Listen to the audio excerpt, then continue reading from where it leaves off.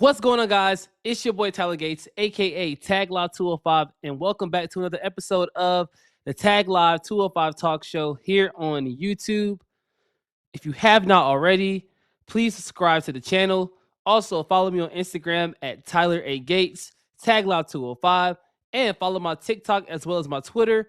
Also, subscribe to my articles on shorthand.com where you can follow all of my stories, everything that I write, and let's get right into it. Also, before we get right into it, I want to give a huge shout out to the NFL. What a great season.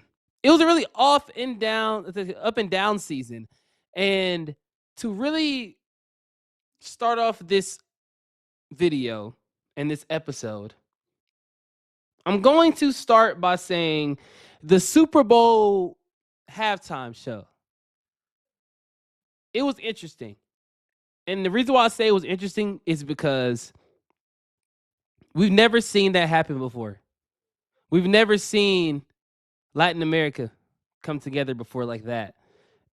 In that space, in this category in sports. And I'm proud. I'm proud of Bad Bunny and his performance and what he did. I enjoyed it. I was actually grooving to the beat a little bit. Like, it was great. It was great all around. But let's go ahead and get started and talk about the real reason why we're here. And that is the Super Bowl. Point blank, period. Super Bowl 60 had a lot to do with what we didn't expect. Some of us. A lot of people said that it was going to be a blowout. A lot of people said that it was going to be very close. A lot of people said that the Patriots defense was undermanned and the Seahawks defense was overpowered and vice versa. And a lot of it was true. To start off, Drake May, we couldn't find him. That wasn't the Drake May that we come to know and love over the past two seasons, especially this season with his MVP caliber season that he had coming off his very shaky rookie year. But what went wrong for the New England Patriots? That's what I want to get into. I want to start off with the obvious. And it's not going to be anything that takes away or diminishes each team's performance. But I'm going to take the obvious right now, and let's start with that. The protection was horrendous for New England. It was horrendous, and I wasn't expecting that. A lot of people are going to blame Will Campbell, and we'll get to him in a minute. But you can't blame one person. Yes, he's the most popular person on the line. Trent Brown is the veteran, but at the same time, you cannot blame one person, let alone a rookie who made it to the Super Bowl, along with Nick Emanori. You can't blame Will Campbell. He didn't. Hey, he tried his best. He wasn't ready for that beast in DeMarcus Lawrence. He wasn't ready for that beast in Nick Emanori, who was blitzing on third downs. He wasn't ready for that other beast that we know in a Devon Witherspoon, who was also blitzing off the edge on third down as well. Trent Brown wasn't ready for that beast either. The whole Patriots organization wasn't ready for that beast that was coming at them because they thought it was going to be easy. They thought that it was going to be a walk in the park. They thought that it was going to be what it was 11 years ago with Malcolm Butler. They thought it was going to be that again. They thought it was going to come down to one play again. That's why the schematics looked off. That's why they took short shots instead of desperation shots when they needed to. That's why they only took small chunk plays instead of going for large chunk plays. That's why they were very conservative with the football. And Drake May had constant pressure in his face all night. Constant pressure in his face, but Seattle's defense was very dominant to the point where they just settled and said, you know what? We don't need to be any more dominant than we already are. We can lay back a little bit. We can lay back, and that's what cost the Mac Hollins touchdown. Tariq Woolen. What are we doing? What are we doing? But it wasn't – he had a huge impact on the game as well, not as huge as Devon Witherspoon and DeMarcus Lawrence. I also want to talk about Nick and Warrior as well. Before I do that, I'm going to talk about the Seattle's defense and how their front dominated this game. I mean, the Patriots never established a consistent run game. Drake May had more rushing yards than Ramondre Stevenson and Travion Henderson. How is that possible? How is that possible? That's crazy to me. I don't know how Ramondre Stevenson, a top 15 running back in the NFL, does not have over 75 rushing yards in a game. Travion Henderson, the rookie, you can make a bit of an excuse, but you did come from the Ohio State University, which puts out great running backs almost every year or every 3 years, every 5 years, whatever it is. They put out great running backs regardless. Looking at an Ezekiel Elliott, looking at a Quinshawn Judkins, his running mate, who had a great rookie season, looking at a C.J. Donaldson, who's coming up. Even he has more potential than Travion Henderson. I'm sorry, he does. And we're looking back and we're saying, what went wrong? What went wrong for the Patriots? The quick game rhythm didn't show that. Or any sorts of protection adjustments. We're going to keep coming back to protection because that's what it is. It's the protection. The protection was horrible. The bottom line is that the offense collapsed under pressure. This offense collapsed under pressure. This high-powered offense with barely any names other than Stephon Diggs failed under pressure. And you had people thinking that the Seahawks are going to get schematically ran out of the park, or they're going to get schematically damaged, or they're going to get schematically taken out by what Mike Vrabel and Josh McDaniels' offense looks like for Drake May. I don't think so.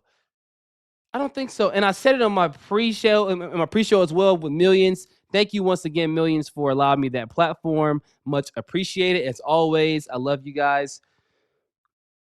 And ironically enough, Cam Newton said the same thing or something along the same lines of what I said if this were to happen, which it did.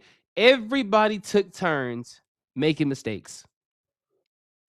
Cam Newton said that, quote for quote, and he said it best. I said something along the lines of that, saying, if the Patriots do not execute the game plan they should, they're in big trouble. And I twisted it around to kind of correlate with that quote. Everybody took turns making mistakes. That's what Cam Newton said. You can also point the finger if you want to. There's going to be a lot of finger pointing, but you can also point the finger at Josh McDaniels, Will Campbell, the offensive line. But at the end of the day, Will Campbell is a rookie. Josh McDaniels, he's been around the circle way too many times for us to even point fingers at. I mean, we have no more fingers to count. Pointing the blame at him all the time. When it was Brady, when he went to the Raiders. Before that, Broncos. Remember that? We drafted Tim Tebow and traded Kyle Orton. No, he traded Jay Cutler to the Bears for Kyle Orton. You remember that trade? Jay Cutler just got done having one of the best seasons of his career. You traded him for Kyle Orton. Made Kyle Orton a lot of money. Then you drafted Tim Tebow. So a lot of finger pointing for Josh McDaniels. He's used to that. He is very used to that. But the truth is, there's no protection plan in place right now that convinces me the New England Patriots are going to be back here next year. The only promise you have is the rookie Will Campbell, who's about to go into his second season months from now, when the NFL season in 2026, 2027 resumes back up. Or when the new league year starts, he'll be in his second season. And Trent Brown, man, retire, please. If not, we need to move on with the new era of the offensive line. And Will Campbell definitely is a mainstay despite his short arms. And I know that was something at the combine that they looked at. But this brother can block. He just didn't do it in the biggest game of his life up to now. That's it. first and second year jitters. Look at look who's on their team. I'm not defending the Patriots at all. I'm not defending the Seahawks, even though I was going obviously for the Seahawks. But at the same time, I'm saying the Patriots will be back, just not in the foreseeable future. This is like a Joe Burrow situation. This is Joe Burrow saying in my second year, I'm gonna go to the AFC Championship game and win when all the odds are not really against me, but they are against me, against Patrick Mahomes, and go to the Super Bowl against the Rams and lose when having a lead. But Patriots never had the lead. They never even must have scored a touchdown until late. And then what makes it worse is that Drake May and the New England Patriots, I don't think Drake May gets back to this position anytime soon. Not with the team they have, unless they do some real roster reconstruction, unless they look somebody in the eye and say, you know what, this roster, we're going to try to keep them together, but there's got to be some people that goes. And they're going to look at the offensive line first. Of course, look at that defense. Christian Gonzalez, he played his butt off. He played tremendously. There were a lot of things he did in that game that said he's an elite corner. There were even some times where he was looking tired on the field because why? He was doing everything. Everything. He deflected at least 2 touchdowns that could have put Seattle up even further. If he had not deflected those touchdowns, I guarantee you Seattle would have had a 40-piece. I guarantee you. It would have been Seahawks, Broncos, deja vu all over again. That's pretty much what it was towards the end, with the Seahawks blowing somebody out in the Super Bowl. Their 2 Super Bowl victories comes in blowouts. Isn't that interesting? I find it interesting. The Seahawks in playoff history don't really correlate, especially when we go back to the 80s and 90s. But at the same time, it's like Seattle in close games, when they have a good defense, a Legion of Boom, we see what happened. I mean, it's obvious what we saw in the Super Bowl. And now they're looking at that mistake, and they avenged it. They avenged it. Devon Witherspoon and Jackson Smith and Jigba. I haven't even mentioned Jigba yet. And I want to get to Sam Darnold as well, because Seattle's dominance is crazy. How they were able to just run through teams in the playoffs, but it didn't look like it because of the box score. Yeah, it was crazy. And not surprised in the slightest by them winning. Am I surprised the way it went? Yes, because I thought the Patriots were going to keep it a close game. I did not think Jason Myers was going to be the hero and essentially make a ton of field goals. And we're like, okay, this is Patriots-Rams deja vu, a field goal game again. But then we had to realize that Devon Witherspoon, DeMarcus Lawrence, Ernest Jones IV, and Reek Willen on the other side. We had to realize that Julian Love is on the other side. We had to realize who their defensive coordinator is in Aiden Dirty. We had to understand that Mike McDonald is a defensive coach, the Legion of Boom. Thinking about all these things, connecting the dots. Was I surprised the way it went? Yes. I expected a close game. I expected a coaching chess match. I also expected scheme over talent. And early on, that's exactly what we saw. We saw the Seattle's scheme. We saw the Seattle scheme. It's like the Patriots switched up their scheme as soon as the national anthem ended. They said, you know what? New game plan. In the biggest game. That's what it felt like to me. In the biggest game. Seattle pulled away and never looked back. When you see a team once again blowing somebody out in the Super Bowl like we saw last year, I guarantee you next year ain't going to be like that. I will guarantee it's not going to be like that. Something has to be looked at. These teams are actually better than what we think. 1 and 2, the opponent doesn't need to be there. Shows the easy schedule. Yes, I did back the New England Patriots a slight bit on the easy schedule comments, but at the same time, it's true. They did have an easy schedule. It's true. It's true. I'm not even going to sit here and lie. It's true. It was complete dominance on all fronts. I love exactly what Mike McDonald did calling the defensive plays, majority of them, a good percentage of them, and what they did was they won the line of scrimmage. They confused protections. They forced mistakes, and they controlled the tempo of the game. That is what you want to see when you're fighting for a Super Bowl, but also trying to get revenge. This just wasn't a game. This was a statement by the Seattle Seahawks. They are going to be back next year. Not in the Super Bowl, probably not, but competing and defending their title in an NFC Championship game. I can probably I'm not gonna book it, but I will guarantee they make the playoffs. I will guarantee that they at least make the divisional. I will guarantee you that because teams are gonna get better in free agency. I will guarantee you that. Now, Clint Kubiak's future, their offensive coordinator, former offensive coordinator, has already been decided. He basically broke his own news to NFL Network saying that he is going to Vegas. Saying, quote, hell yeah, I'm going to Vegas. So he is going to be the coach of the Las Vegas Raiders. It was a 5-year deal. Still no numbers on that yet. I have to get the numbers on that. But coming off of a Super Bowl, going to a franchise who basically went down the drain ever since John Gruden left, it's crazy. And I want to see what he's going to bring with him from Seattle, who he's going to bring with him from Seattle. And to see how the Raiders are going to do with this new era projected, or Fernando Mendoza being number 1 overall pick to the Las Vegas Raiders in the 2026 NFL Draft. That offense is going to look so explosive when you have Fernando Mendoza, Brock Bowers, Ashton Genty. Are they going to keep Trey Tucker, who I like? I believe that they're going to look for a tight end, a backup tight end. I think they're going to trade Michael Mayer. I do think they're going to trade him, and I think a team like the Falcons, no biases here, would be a great place for him to flourish if Kyle Pitts walks in free agency. I even like the Bengals, get some more pass catchers for Joe Burrow. Or if you want to get real frisky here, I like him with the Saints. I do understand that they have one of their best tight ends ever, stats wise, in their franchise history, in Juwan Johnson.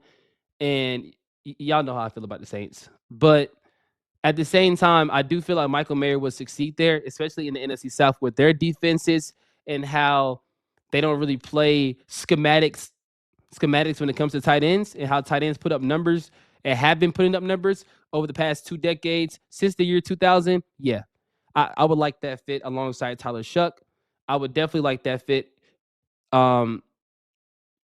If you draft a Jeremiah Love to take over for Alvin Kamara, or a wide receiver, if they choose to trade Olave, I don't think they're going to trade him, but it's just a fit. Let's get back on track here.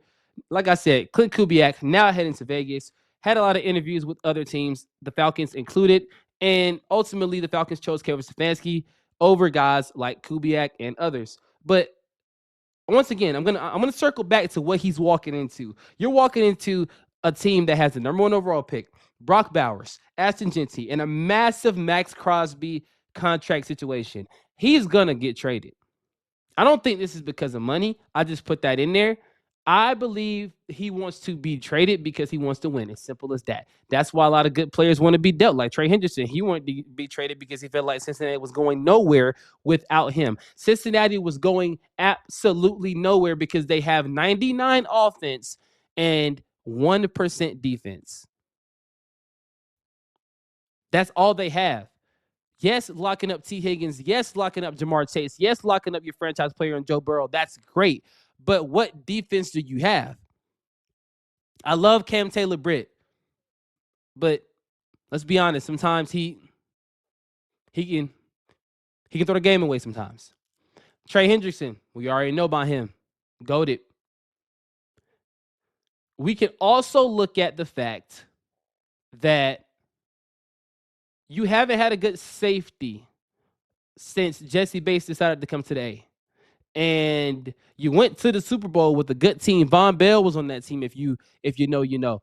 You had a lot of good players on that team. I think DJ Reader was on that team, but he got old and got some more money in free agency. You had so many good pieces on that team. Logan Wilson was on that team before you trade him to the Cowboys. I don't know what they're going to do in free agency, but I hope I hope they do something, especially in the draft. I want them to be the most active team. I don't care what picks you have to trade, what players you have to trade. Let's get active in the draft and let's get a little bit younger here, but let's get more athletic and get back into the playoffs. That would be my message to the Cincinnati Bengals. But Vegas got interesting. They really just got interesting. And how should we view Drake May to step aside from the Raiders? How should we view Drake May after this loss? How should we view Drake May's season? Don't blame him. Don't blame him. He's young. This is his first Super Bowl appearance. I don't think it will be his last. I do believe that the offensive line failed him. And also the coaching adjustments just never came. What adjustments did they make in the second half that they should have made in the first half? I can name a lot. I can name a lot. A lot. But Drake May himself, if we're just zeroing in on him, yes, he could have ran the ball more. Being called a mobile quarterback of sorts coming out of the draft, we saw his mobility, what he could do at North Carolina. But once again, did not show it a lot. Yes, he had that big run of sorts. Yes, he got the pocket when he could, but at the same time, whenever he looked down, instead of looking down the field, whenever he looked down, Devon Witherspoon and Leonard Williams and guys like that were right there to sack him. So that just goes to show you the bigger picture. He's still an MVP candidate.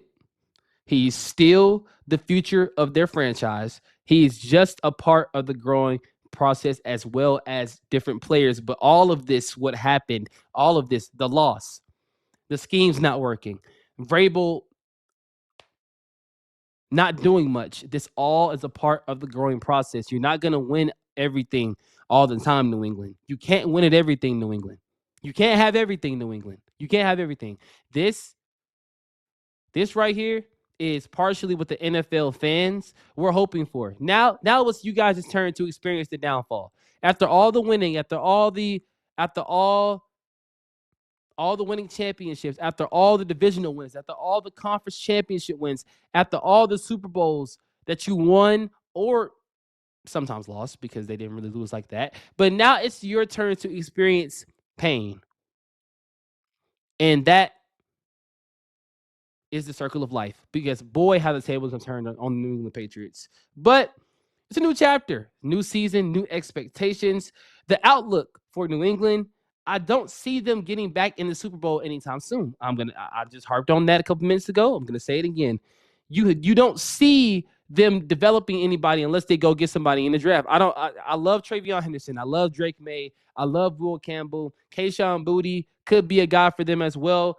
Stephon Diggs, will they trade him? Was this just a 1 year thing, or are they going to actually ride it out with him and get these last 2 years of his prime out? I don't know. But we're here for it. Drake May, they will be competitive. They will be dangerous. And on top of that, they will be back in the conversation sooner than you think. Trust me. New England, they're not shying away for anything. They're not going away. They will be here. It's like the Kansas City Chiefs. Eventually, they're gonna come back. If Travis Kelce is returning, like it's been rumored, to return for a 14th season, I believe, yeah, they're gonna be back. Patrick Mahomes, I don't think he's gonna play it all this season. If Kansas City was very, very cautious, they would rest him this season and say, you know what, let's just go out there and free ball it. Let's play freely. Let's get a look at somebody young, not to say to replace him, but just to have on the roster and to let grow, and somebody that Patrick Mahomes can mentor as well. Yes, I know you want to bring in a veteran quarterback, but I would experience with some young quarterbacks like a Drew Lock.